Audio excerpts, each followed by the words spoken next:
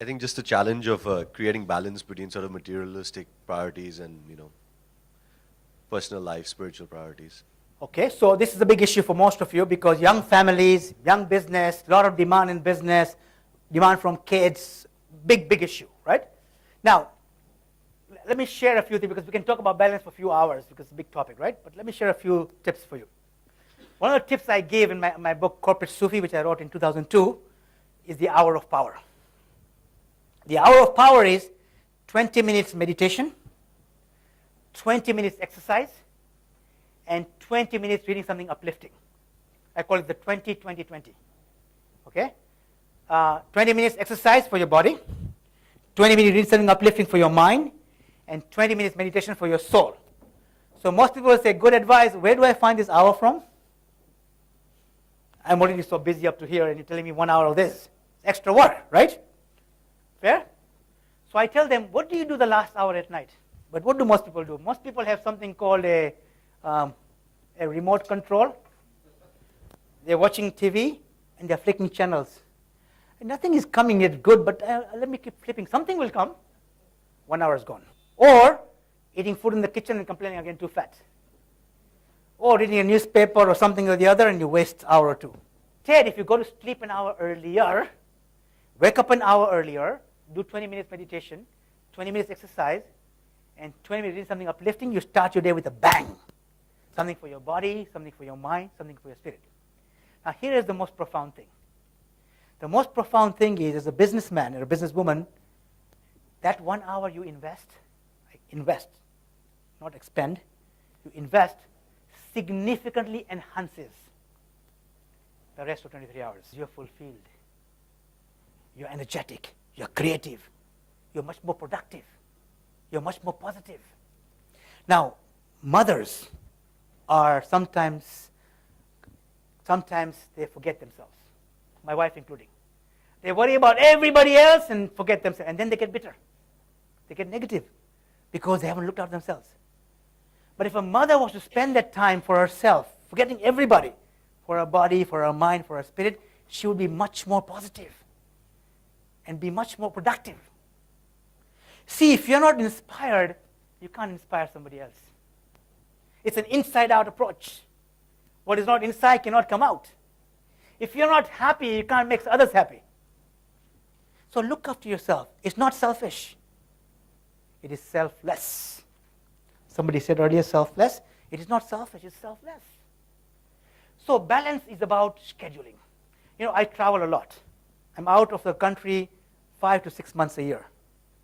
So you might say, Azim, and then you say you sleep at 8 and wake up at 1. Where is your balance? Right? Here's a guy talking about balance. Where is your balance? Fair comment. In fact, when I'm going to wake up, my wife is going to sleep. She's from Mumbai, by the way. I met her in Vancouver, but she's from Mumbai, and she's a late bird. I'm an early bird. So she goes to sleep at 1, I wake up at 1. So where is the balance? Why you call me here, right? No, jokes aside. What happens is, my wife and I decided, what does balance look like? Okay, what does balance look like? So my wife said, if we can go out 2 nights a week, great. I'm happy, I'm looked after. Something I enjoy doing, movie, coffee, dinner. I said, no problem, done. When I'm in town, Friday night, Saturday night, we go out, movie, coffee, dinner, whatever. So Friday, Saturday, we go out. Other days I sleep early. No problem, no argument. If we go out more than 2 days, guess what we end up fighting? Arguing, right? So 2 days is enough. But point is, so I look forward to the 2 nights. She looks forward to it. It's a great balance. Not rocket science. So the idea is, if you decide as a family, what do we want? What does balance look like to us? Maybe going once a month away for a weekend somewhere. And 7th December coming up is my 25th anniversary with my wife. And we are going away to Hawaii for 2 weeks. So when I go back to Vancouver on 7th December, we go to LA and then go on a cruise for 2 weeks to Hawaii. I come back on 21st. Then I'm going to Hyderabad for a day to do an event. Come back in the next day. My kids join us in LA, and then we go for a week to Palm Springs. So we do things, but you plan. Once you plan, you decide, the rest of the time you focus. Otherwise, you know what happened? There's always bickering. Every week is a problem. Everything is a problem. So what's happened is, you're neither here, your energy is not there. Now, once I know that I'm out 2 days a week, the other days I'm really focused on my work. And I wake up at 1, guess what? If you phone my office any day when I'm in town, I promise you'll get a voicemail. You won't get me. The voicemail will say, please leave a message, and I will call you back between 3 and 5 p.m. today. Today. You'll get my call back between 3 and 5 p.m. So from 1 a.m. in the morning till 3 p.m., I'm doing big stuff. There is no interruption. You can't reach me. I can check my message if I want to call back, but I don't have to, because you already got a message. I'm calling you between 3 and 5.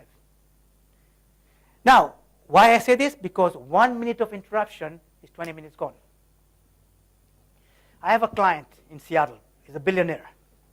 He told me once that they have a ritual in their office. You know what the ritual is? Every morning at 10 o'clock, every morning, the CEO, the CFO, the COO, the CTO, the CCO, all the CCs, the top people, get up of the room. So there are 7 or 8 of them, get out of the room, they walk to the elevator. They go down the elevator, they walk 2 blocks to Starbucks, buy a cup of coffee, they come back, and they go to their room. So I said, what's the big deal? You went to buy coffee and you came back, what's the big deal? He said, Azim, those 7 to 10 minutes are the best 10 minutes of the day. I said, why? He said, we decided that we don't call each other. Unless it's so crucial it cannot wait. But in those 10 minutes, we make all the decisions. You make a list of all the problems you have, and all the top people are there, we make a decision. Before, I used to call him, he's not there, he calls him, he's not there, we can't make a decision, we interrupt each other all day, so much time got wasted. Here, we make a note, next morning we all finalize, make a decision, and execute. It's a ritual. What are the rituals you're creating to have balance? You know, I take my son to football. I used to love football, and he plays football. So when I go to football with him, I watch his practices. You know why? When he's playing, I'm walking around the field. So I'm exercising and I'm watching him. I give him all the tips. It's a ritual. So it's multitasking.